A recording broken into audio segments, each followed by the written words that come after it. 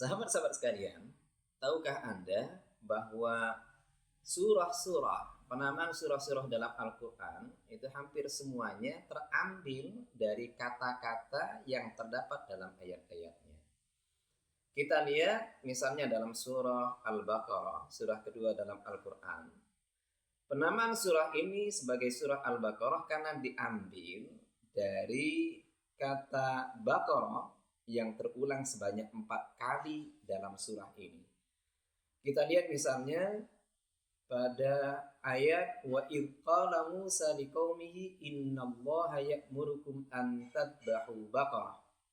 Pada ayat ini mengisahkan tentang perkataan Nabi Musa yang memerintahkan kepada kaumnya untuk menyembelih seekor sapi. Maka ada kata Baqarah. Kemudian ayat-ayat berikutnya terulang juga.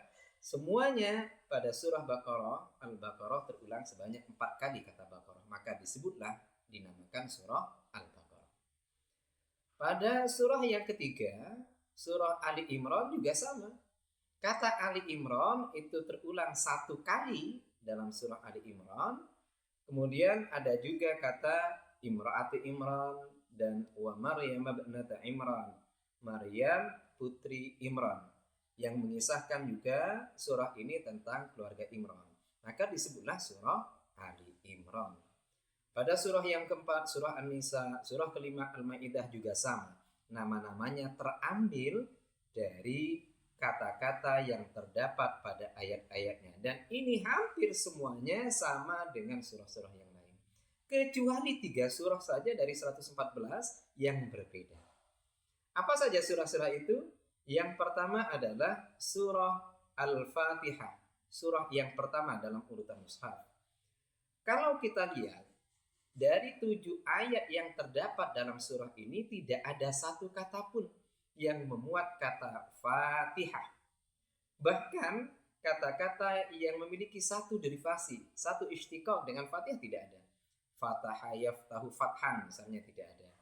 Atau dalam sulasi mazidnya iftataha yaftatihu iftitah juga tidak ada. Dari mana nama Fatihah ini? Karena terambil dari kandungan surahnya. Fatihah pembuka, maka karena surah ini menjadi pembuka dari Alkitab, dari Al-Quran, disebutlah sebagai surah Al-Fatihah. Kemudian yang kedua, yaitu surah Al-Anbiya, surah ke-21 dalam Al-Quran. Jumlah ayat dari surah Al-Anbiya ini cukup banyak, yaitu 112 ayat. Akan tapi, dari 112 ayat ini tidak ada satu kata pun yang termuat, yaitu tidak ada satu kata Al-Anbiya yang menyebutkan Al-Anbiya dalam bentuk jamak taksir. Bahkan dalam bentuk mufradnya Nabiyun misalnya. Dalam bentuk jamak mudzakkar salimnya Nabiyin, Nabiyun. Selanjutnya dari mana penamaan Al-Anbiya? Karena dilihat dari kandungannya. Surah ini banyak menyebut hampir dari sebagian besar nama-nama Nabi dan Rasul. Ada dikisahkan tentang Nabi Ibrahim yang dibakar oleh Raja Namrud. Kemudian ada juga disebutkan Nabi Musa, Nabi Ishak, Nabi Yakub, Nabi Lut, dan nabi-nabi yang lain. Ini disebutkan dalam surah ini. Maka sekalipun tidak ada kata Al-Anbiya, surah ini disebut Al-Anbiya. Kemudian yang ketiga, yang terakhir yaitu surah Al-Ikhlas. Surah ke-112 dalam Al-Quran.